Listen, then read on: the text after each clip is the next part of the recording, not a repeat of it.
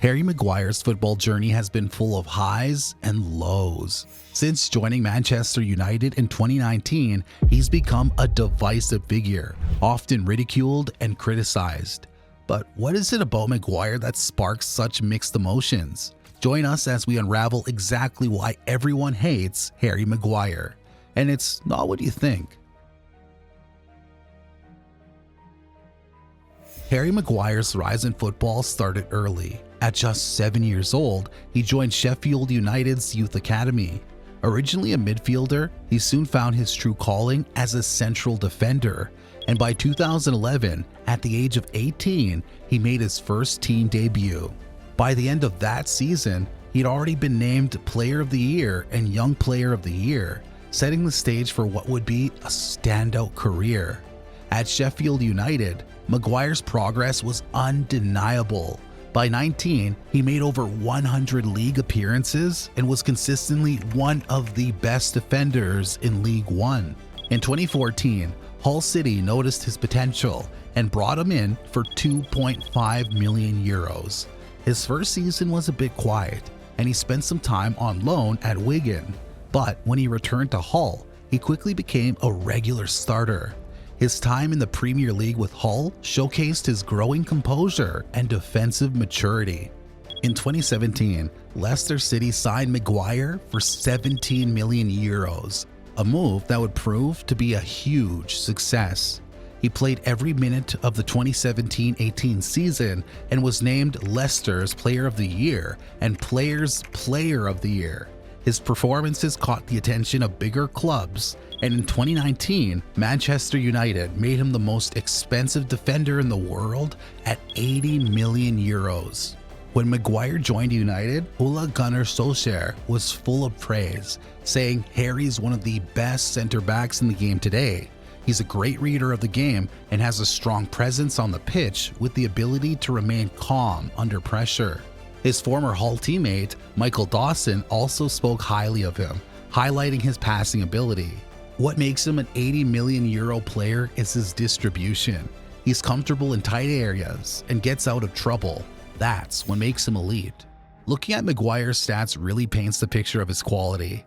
A 2019 Opta review of his performances over the 2016 to 2019 seasons showed that he was the best center-back in Europe's top leagues during that time. He played 8,326 minutes, made 148 tackles, won 71% of aerial duels, and completed 469 clearances. Even more impressive, he made just one error that led to a goal in 3 full seasons. That level of consistency is rare at the top level. Standing at 6'4", Maguire's physicality was hard to miss. He dominated in the air and was a reliable presence during set pieces, both defensively and offensively. But what really set him apart was his ability to pass the ball. He wasn't just about clearing the danger. His ability to bring the ball out from the back and start attacks is what really made him stand out. Whether under pressure or in tight spaces, he had the composure to play the ball out effectively. As Manchester United's captain, Maguire became the backbone of their defense, playing every minute of the Premier League season in his early years at the club. His leadership, consistency, and reliability became his trademarks. For England, he proved just as important, helping the team reach the 2018 World Cup semi-finals and the final of Euro 2020, showcasing his skills on the international stage. It's not often you see a player go from being hailed as one of the best in the world in his early 20s and mid-20s to being labeled the worst in the world by fans just a few years later, in what should have been his peak years. But that's exactly what happened to Harry Maguire. So then you ask, what went wrong? Maguire's troubles began in the 2020-21 season, which kicked off with a major off-field incident.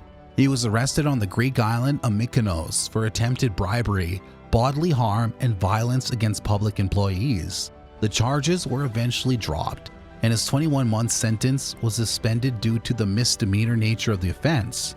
But as you can imagine, this was an awful way to start the season, and the dark cloud followed him onto the pitch. His performances were poor, with some particularly dreadful outings against Crystal Palace and Tottenham, where mistakes seemed to pile up. For a while, many thought his struggles were more psychological than anything else. They thought, this is just a bad patch, but things didn't improve as he hoped. Maguire did manage to regain some form later in the 2020-21 season, contributing to Manchester United's second-place finish in the Premier League, which gave fans hope that he was back to his best. But just when everyone thought Maguire was back to his best, his form took another dive. In the 2021-2022 season, he endured even more disappointing performances, and the criticisms started to flood in. It became evident that his consistency was nowhere to be found. His confidence seemed to shatter, and what followed was a steady decline, both in terms of his form and reputation. By now, Maguire was firmly in the firing line of Manchester United fans. To be honest, he's probably one of the most polarizing figures in the club's recent history.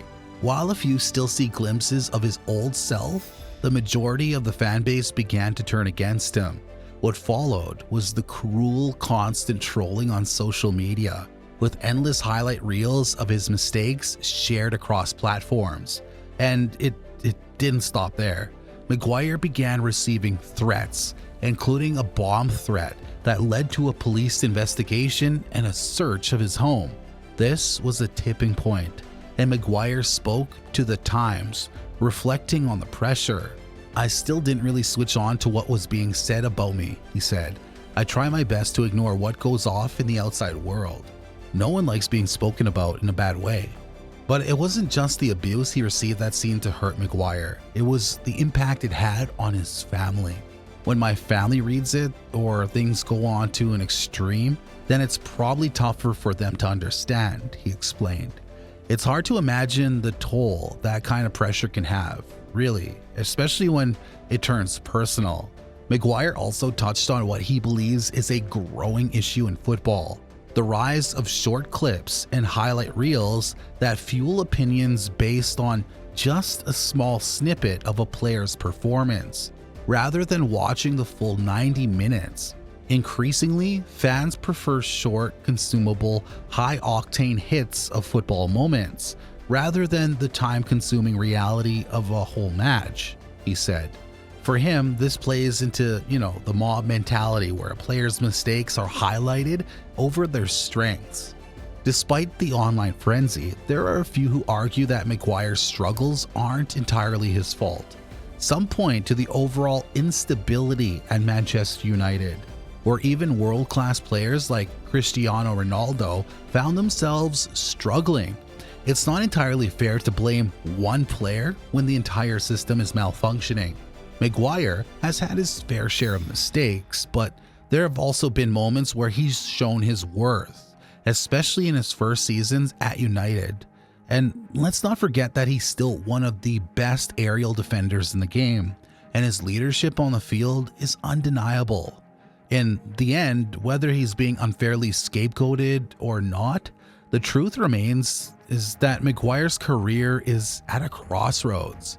He's a player with immense talent, and his early success at clubs like Leicester City showed just how good he can be. Can Harry Maguire rediscover the form that made him one of Europe's top defenders, or is his decline now irreversible?